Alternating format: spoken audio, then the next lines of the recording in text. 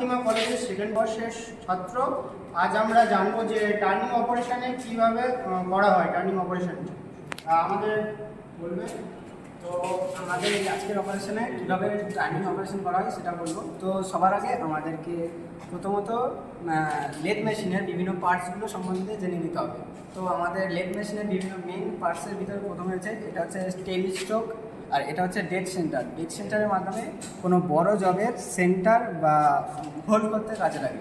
এটা হচ্ছে ক্যারেজ, এই পুরো বডিটা যেটার সাহায্যে টার্নিং অপারেশনটা করা হবে। এটা হচ্ছে আমাদেরকে হেড স্টক বলা হয়। তো সবার আগে এইটা হচ্ছে ক্যারেজ, আর এই ক্যারেজটাকে সামনে পেছনে নেওয়ার জন্য আমাদের বেড দরকার। এইটা হচ্ছে সেই লেদ মেশিনের বেড। তো এই বেডের মাধ্যমে এই যে আমরা এই ক্যারেজটা আছে, এই ক্যারেজটাকে এই পেছনে নিয়ে আসছি।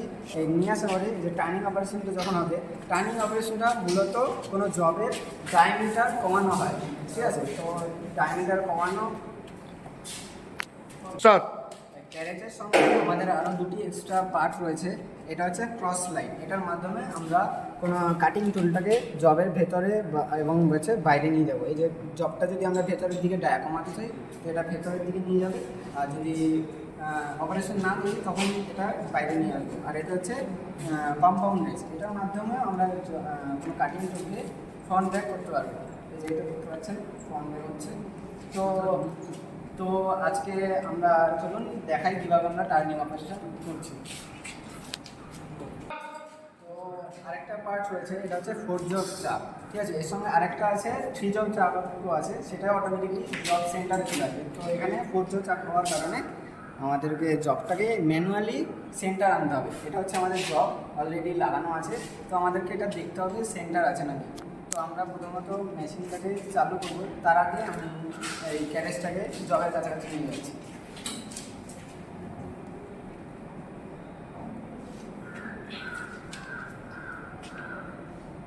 তো কাছাকাছি নিয়ে আসলাম।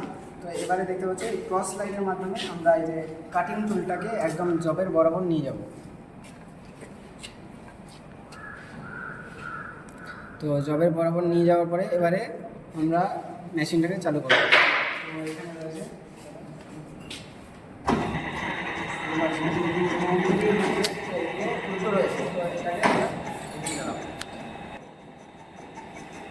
ক্রস লাইনের মাধ্যমে আমরা কাটিং টুলের পয়েন্টটা আমরা পুরো জবের গায়ে নিয়ে যাবো। তো জবের গায়ে নিয়ে যাওয়ার জন্য এটাকে হালকা করে আমরা ঘোরাবো। দেখতে পাচ্ছি এখন। তো এটা আমাদের যেহেতু টার্নিং অপারেশন করছে, তো আমাদেরকে স্পিড কম করেই চালাতে হবে। তো দেখতে পাচ্ছি এই যে এইটার মাধ্যমে আমি আস্তে আস্তে করে নিয়ে যাচ্ছি।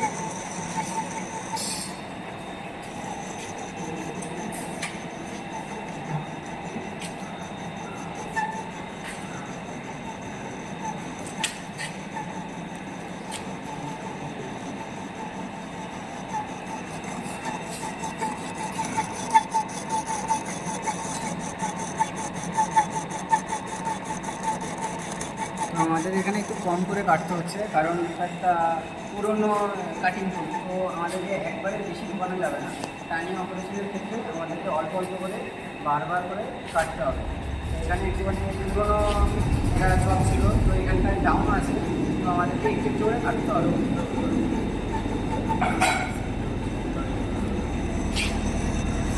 তো যতক্ষণ আমি এখানে করছি আমার বন্ধু, তো জব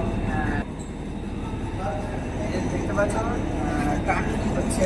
টার্নিং মানে হচ্ছে এই যে আমি জবটা সেট করেছি, জবটা ডায়ামিটারটা কমানো, জবটা কতটা মোটা আছে, ডায়ামিটারটা কতটা মোটা আছে সেটাকে আমরা কমাচ্ছি। একটু একটু করে কমাতে হবে টার্নিংয়ের ক্ষেত্রে। তো দেখতে পাচ্ছি একটু একটু কমানো হচ্ছে।